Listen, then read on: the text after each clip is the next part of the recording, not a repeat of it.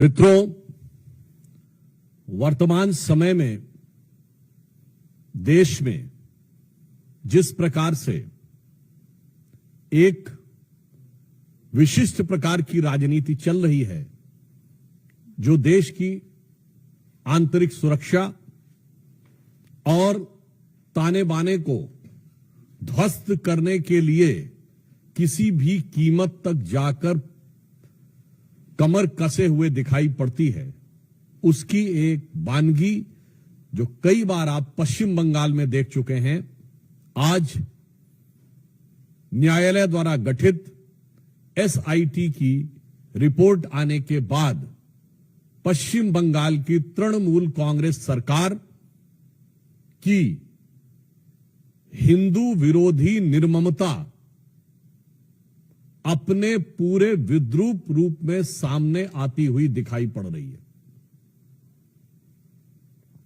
इस एसआईटी का गठन न्यायालय के आदेश पर हुआ था, जिसमें 3 लोग सदस्य थे। एक registrar law national human right commission के थे और 2 सदस्य पश्चिम बंगाल की न्यायिक सेवा के थे, अर्थात एक मानवाधिकार आयोग से सदस्य थे और 2 पश्चिम बंगाल की न्यायिक सेवा वेस्ट बंगाल लीगल सर्विसेज थे। और उन्होंने 11 अप्रैल 2025 फ्राइडे यानी 11 अप्रैल जुमे के दिन 2 बजे से लेकर 4 बजे के बीच में जो घटनाएं हुई हैं, उनके बारे में जो अपना ऑब्जर्वेशन दिया है, उससे तृणमूल कांग्रेस, इंडी गठबंधन और ये सेक्युलरिज्म के सो कॉल्ड सेल्फ चैंपियंस का नकाब पूरी तरीके से उतर गया है। पहली बात, बहुत आश्चर्य और दुख की बात है कि जो लोग ये कहते थे कि पाकिस्तान से युद्ध करने की क्या जरूरत है, सिर्फ आतंकियों के ऊपर कार्रवाई हो, जबकि हमारी सरकार ने आतंकियों पर ही कार्रवाई की, उनमें से एक ने भी नहीं बोला कि पश्चिम बंगाल के मुर्शिदाबाद में किसी भी विषय को लेकर आपको आपत्ति है तो हिंदुओं के ऊपर हिंसा करने की क्या जरूरत है। हरगोविंद दास और चंदन दास पिता पुत्र की मृत्यु पर किसी ने एक शब्द भी नहीं बोला। वही लोग अचानक ऑपरेशन सिंदूर के बाद पाकिस्तान के प्रति सहानुभूति दिखाते हुए नजर आने लगे। इसमें जो फाइंडिंग्स आई हैं, पहला पॉइंट जो तृणमूल कांग्रेस ने यह प्रचार करने का, भ्रम पैदा करने का प्रयास किया था कि इसमें बाहर के लोग शामिल थे। उनके कुछ सांसदों ने दूसरे राज्यों के लोगों का नाम लिया था, विशेषकर उत्तर प्रदेश, बिहार का नाम लिया था, जो सरासर अनुचित है। परंतु इस फाइंडिंग में बहुत साफ साफ तौर पर तृणमूल कांग्रेस के नेता और एमएलए का नाम भी सामने आया है और इसमें कहा गया है कि उनके 11 अप्रैल को, मैं इसको एज इट इज रीड करना चाहता हूं। All the attacks were carried out on the Friday 11th of April from 2 PM onwards under the instructions of local councillor Mehboob Alam and police and administration done nothing। तो ममता जी, ये तो आपकी party के बहुत महबूब नजर आ रहे हैं, आपकी पार्टी के बड़े प्रिय नजर आ रहे हैं। ये बात अब फाइंडिंग्स में बिल्कुल साफ हो गई। दूसरा विषय यह आया कि एक कुल मिलाकर इसमें बताया गया कि total of 113 houses were damaged and they even fled to Malda. जो ये कहने का प्रयास किया गया था कुछ नेताओं के द्वारा कि ऐसा तो कुछ खास हुआ ही नहीं, कोई महत्वपूर्ण, कोई ऐसी उल्लेखनीय घटना नहीं हुई, यह बात बिल्कुल साफ सामने आई कि 113 जो हाउसेस थे वो पूरी तरीके से विध्वंस हुआ और लोगों को वहां से पलायन करने पर बाध्य होना पड़ा। इसी के साथ साथ यह भी बात सामने आई कि पुलिस ने कई मौकों के ऊपर जो उनकी प्रोसीडिंग्स में, और ये जो तृणमूल कांग्रेस के नेता का नाम ये पेज नंबर 5 के ऊपर अपनी फाइंडिंग्स में लिखा हुआ है।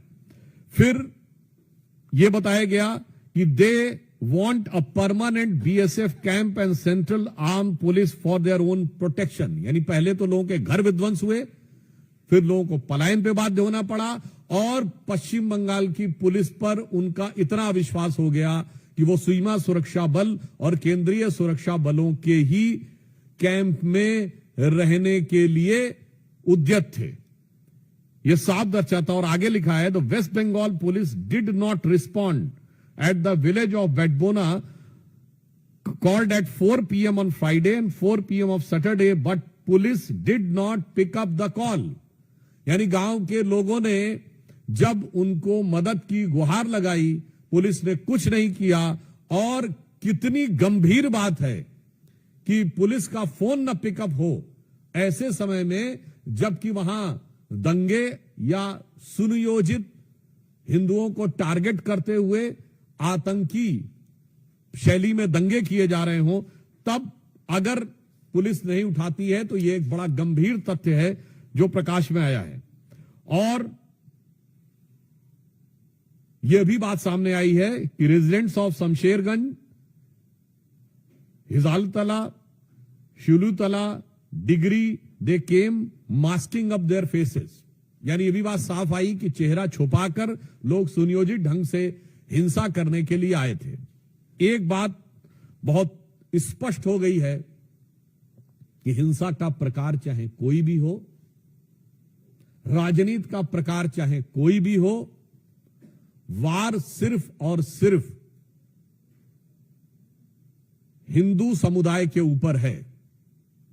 अगर पहलगांव में चुन चुन कर हिंदुओं को मारा गया, तो मुर्शिदाबाद में चुन चुन कर हिंदुओं के घर, मकान और लोगों को मारने का प्रयास किया गया।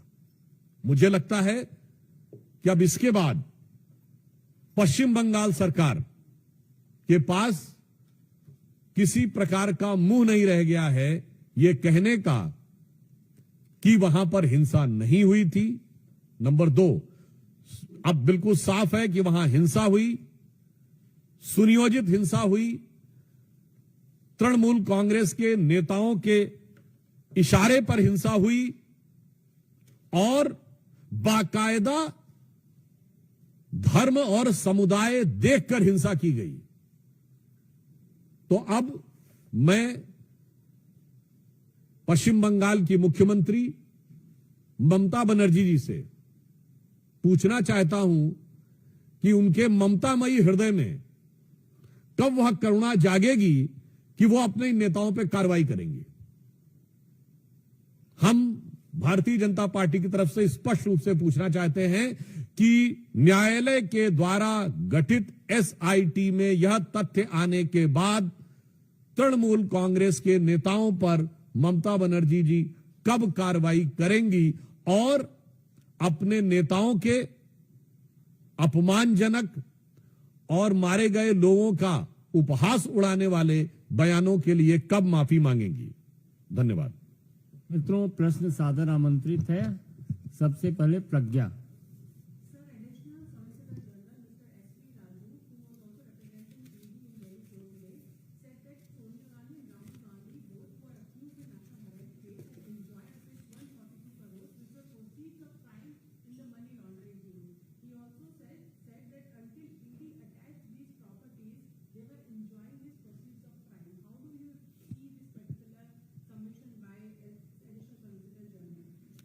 देखिए, this National Herald case has been a very peculiar case in the entire Indian history. Number one, it started in October 2013 by a PIL filed in Delhi High Court, much before Modi government came into power. Second, this is the only case in which Sri Rahul Gandhi ji and Srimati Sonia Gandhi ji has to take the bail. In the recent findings of ED, they have mentioned there is around 142 crore rupees related to proceeds of crime. अब proceed of crime से अगर पैसा आया है तो use किसने किया है, तो इसके बारे में जो इंडिकेशन दिया गया है कि यह सिर्फ प्रॉपर्टी ऑब्टेन करने के लिए नहीं, बल्कि अदर रिलेटेड चीजों के लिए भी प्रयोग किया गया है। अदर रिलेटेड चीजें क्या हैं, यह अपने आप में बहुत गंभीर विषय है। नेशनल हेराल्ड का केस एक और दृष्टि से भारत के इतिहास का बहुत विचित्र केस है कि एक कंपनी जिसके पास हजारों करोड़ की प्रॉपर्टी है, वो 90 करोड़ के कर्जे में बिक जाती है। चौथी दृष्टि से एक और यूनिक केस है कि ये बिकती क्या है कि खरीदने वाला और बेचने वाला दोनों एक ही होते हैं।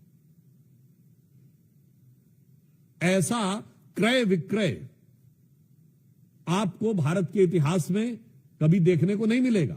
सामान्यतः भ्रष्टाचार में देने वाला कोई और होता, लेने वाला कोई और होता है। यहां पर देने और लेने वाले दोनों एक ही हैं।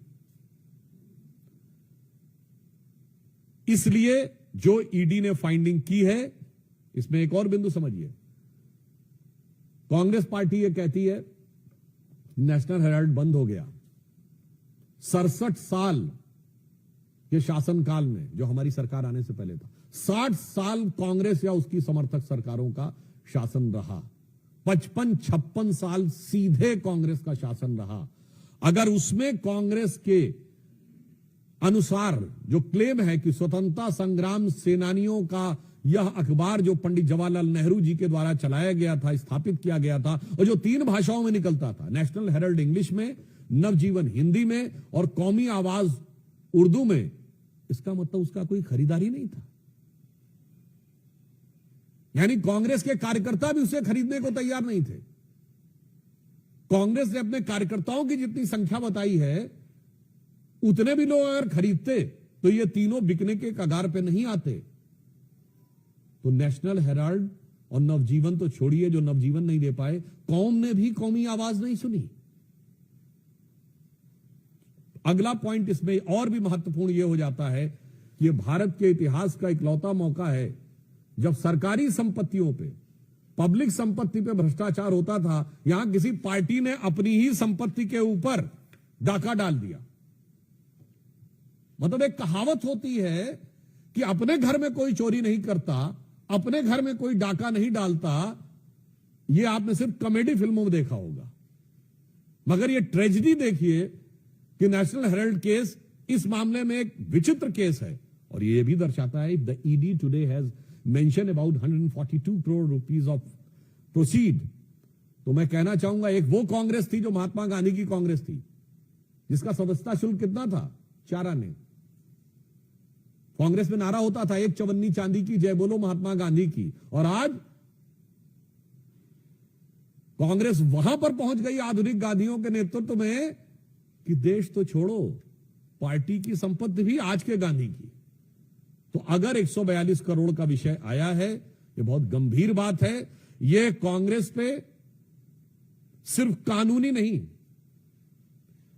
यह कांग्रेस पे सिर्फ राजनीतिक नहीं, बल्कि गंभीर नैतिक सवाल पैदा करता है कि जो लोग अपने को स्वतंत्रता संग्राम सेनानियों की विरासत के एकमेव उत्तराधिकारी घोषित होने का दावा करते थे, उन्होंने ही बकौल खुद स्वतंत्रता संग्राम सेनानियों की संपत्ति पर डाका डाला। देखिए, हम ये बात भली भांति समझ सकते हैं, कांग्रेस पार्टी इस समय सबूत न मांग पाने की जो खिसियाहट है, उस छटपटाहट में इस ढंग का बयान देने को बाध्य हो रही हो। हम एक बात बहुत स्पष्ट रूप से कहना चाहते हैं कि अगर उन्हें लगता है कि कोई डाइवर्जन की बात है, तो मैं सिर्फ कोट करना चाहता हूं पाकिस्तान के प्राइम मिनिस्टर शहबाज शरीफ ने जब ऑन रिकॉर्ड यह बोल दिया कि 9 और 10 तारीख की दरमियानी रात, ये उनका वर्ड है, 9 और 10 तारीख की दरमियानी रात हमारे सिपह सलार जनरल सैयद आसिम मुनीर ने मुझे 2:30 बजे रात को जगा कर कहा कि हिंदुस्तान ने नूर खान एयरबेस के ऊपर मिसाइल गिरा दिया है। अब इतना बड़ा जो डाइवर्जन हुआ जाके नूर खान एयरबेस पे, ये अगर कांग्रेस को नजर नहीं आता है, तो मुझे लगता है उनकी नजर के ऊपर से लगता है राष्ट्रवाद का पानी पूरी तरीके से हट चुका है। सेकेंड पॉइंट, जो इन्होंने कहा कि ये ध्यान बांटने के लिए कि जा रहे हैं बाहर, ये भारत के सभी सांसदों का अपमान तो है ही, मगर मैं जयराम रमेश जी से पूछना चाहता हूं, आपके नेता तो ध्यान लगाने के लिए जाते थे। आपके नेता या तो ध्यान लगाने को विदेश जाते थे या देश को बांटने के लिए विदेश जाते थे।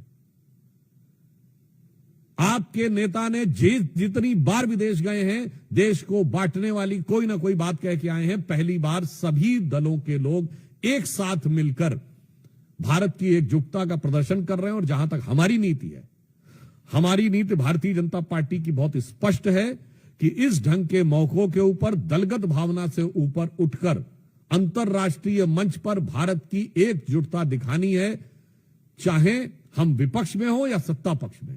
जब हम विपक्ष में थे तो 1995 में जिनेवा में पाकिस्तान कश्मीर को लेकर प्रस्ताव ला रहा था, तब हमारे तत्कालीन नेता प्रतिपक्ष अटल बिहारी वाजपेयी जी ने नरसिम्हा राव का समर्थन जिनेवा में जाके किया था और नरसिम्हा राव को क्रेडिट भी दिया था उस सरकार को, और घर में आकर जो बात कहनी थी कही थी। और ये बात मैं इसलिए भी कह रहा हूं, आप में से कोई भी जाके चेक कर ले, ऑन रिकॉर्ड उस समय पाकिस्तान के प्रधानमंत्री बेनजीर भुट्टो का पाकिस्तान की नेशनल असेंबली में दिया गया बयान है कि देखो भारत में प्रतिपक्ष कैसा है जो सरकार का समर्थन कर रहा है आकर, और हमारा पोजीशन यानी पाकिस्तान का पोजीशन कैसा है जो विरोध कर रहा है। आज वैसा पोजीशन हमारे यहां हो गया है।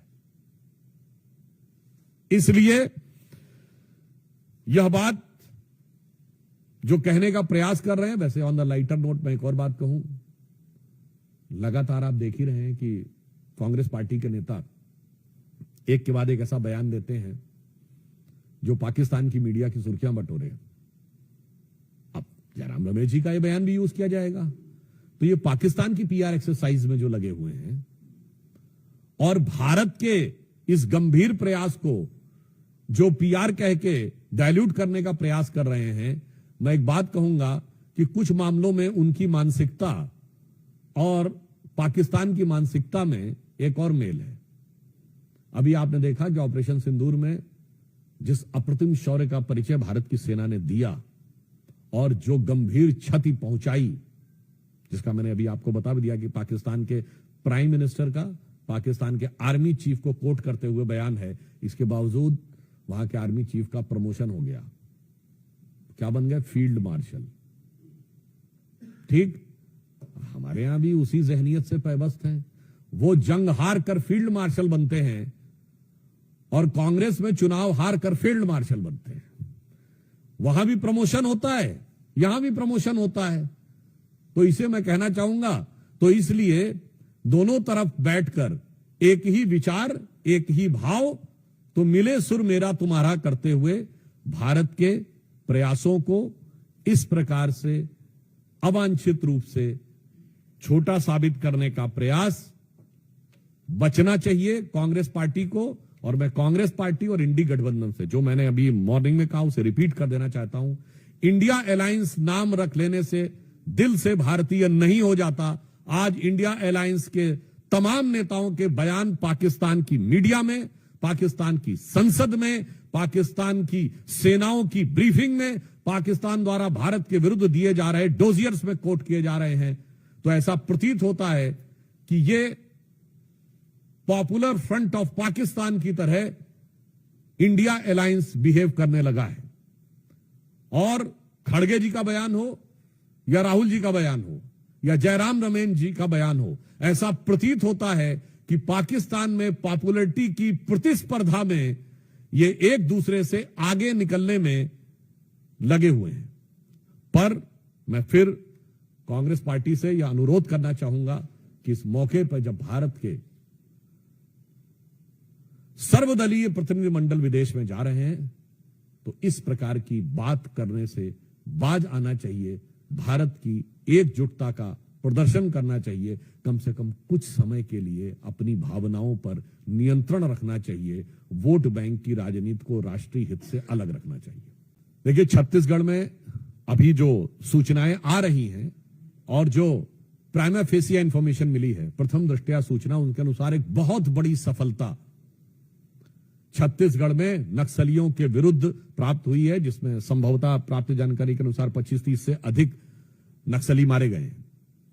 गृह मंत्री आदरणीय अमित शाह जी ने स्पष्ट 2026 तक, मार्च तक नक्सलों के खात्मे की बात कही है। तो निश्चित रूप से प्रधानमंत्री श्री नरेंद्र मोदी जी की सरकार की यह प्रतिबद्धता इस ऑपरेशन में स्पष्ट दिखाई पड़ रही, और यह प्रतिबद्धता एक और मामले में भी है, जिसे आप एक शब्द संस्कृत में सुनते होंगे ना, वाय आभ्यंतरम शुचि, यानी बाहर से भी सफाई करनी है और अंदर से भी सफाई करनी है। तो बाहर की सफाई आप ऑपरेशन सिंदूर में देख चुके हैं, और अंदर की सफाई आज जो नक्सली ऑपरेशन हुआ है उसमें देख रहे हैं। यानी बहावलपुर से लेके और बस्तर तक राष्ट्र विरोधी जो शक्तियां हैं उनके ऊपर निर्णायक प्रहार हमारी केंद्र की सरकार और छत्तीसगढ़ के राज्य की सरकार ने किया है। इसके लिए निश्चित रूप से प्रधानमंत्री श्री नरेंद्र मोदी जी के नेतृत्व में गृह मंत्री अमित शाह जी और हमारे छत्तीसगढ़ के मुख्यमंत्री जी और छत्तीसगढ़ के गृह मंत्री जी बधाई के पात्र हैं। Definitely in Pahalgam it was done by bullet. I hope, I wish, and I am confident that is the befitting reply of the Murshidabad targeted attack on Hindus will be replied with ballot. और कोई प्रश्न? वैसे एक और बात आप कह दें कि वो उनको लगता है कि हम बाहर जाते हैं, जो जयराम रमेश जी ने कहा ना कांग्रेस पार्टी ने हमारे प्रतिनिधि मंडल के लिए कि ये बाहर केवल ध्यान बटाने के लिए जाते हैं, तो मैं ये भी बता दूं कि हम वो हैं जो पहले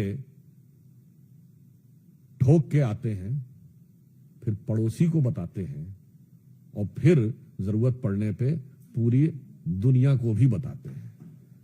मगर उसके बाद कांग्रेस के जो अरमान हैं वो खुद ब खुद निकलकर सामने आ जाते हैं। बहुत बहुत धन्यवाद।